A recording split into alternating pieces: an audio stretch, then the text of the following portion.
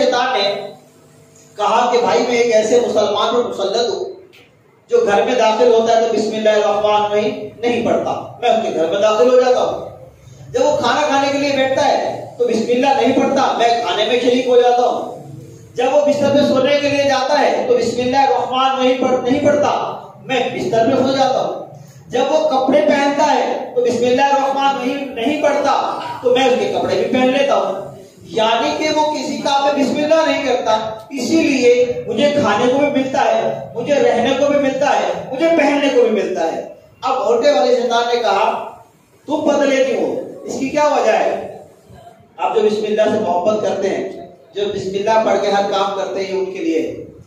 پتلے والے شیطان نے کہا کہ میں پتلا اس لیے ہوں کہ جب بندہ اپنے گھر میں جاتا ہے تو پڑھتا ہے بسم اللہ الرحمن الرحیم، گھر میں داخلے وقت کیا پڑھتا ہے؟ بسم اللہ الرحمن الرحیم، تو مجھے گھر میں داخل نہیں ہونے دیتا۔ جب کھانے کے لیے بیٹھتا ہے تو بسم اللہ الرحمن الرحیم پڑھ کے کھانا کھاتا ہے تو مجھے کھانے کو نہیں ملتا۔ جب وہ لباس پہنتا ہے تو بسم اللہ الرحمن الرحیم پڑھ کے لباس پہنتا ہے تو مجھے لباس پہننے کو نہیں ملتا۔ جب وہ بستر پہ آرام کرنے جاتا ہے تو بسم اللہ الرحمن الرحیم پڑھ کے اپنا بستر بچھاتا ہے اور اپنے بسترے پہ سو جاتا ہے، تو اس کی وجہ کیا ہوتی ہے کہ اب مجھے اس کے بسترے میں بھی سونے کی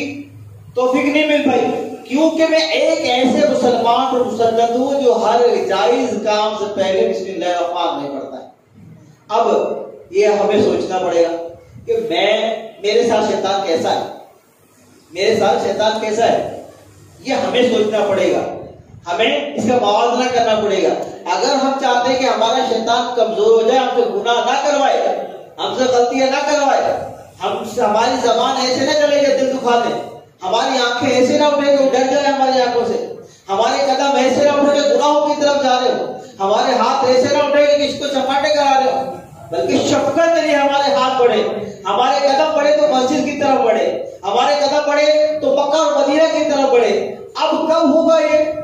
جب ہوگا جب ہم اب سب سے پہلے شیطان سے ٹکر لیں گے،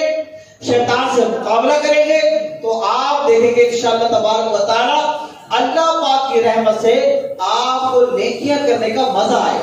اب دیکھیں نا، بعد ہم مسجد میں آتے ہیں، اب معتکف حضرات بھی آئے ہیں،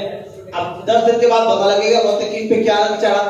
اعتکاف کرنے والے پہ کیا رنگ چڑھا کیا نہیں چڑھا، یہ 10 دن کے بعد۔ لیکن اگر کچھ چیزیں جو ہم روزانہ کوئی نہ کوئی سلسلہ کر رہے ہیں، اس کی وجہ کیا ہے کہ کوئی نہ کوئی بات اللہ کرے آپ کے دل میں اتر جائے، یہاں سے خالی نہیں جائیں،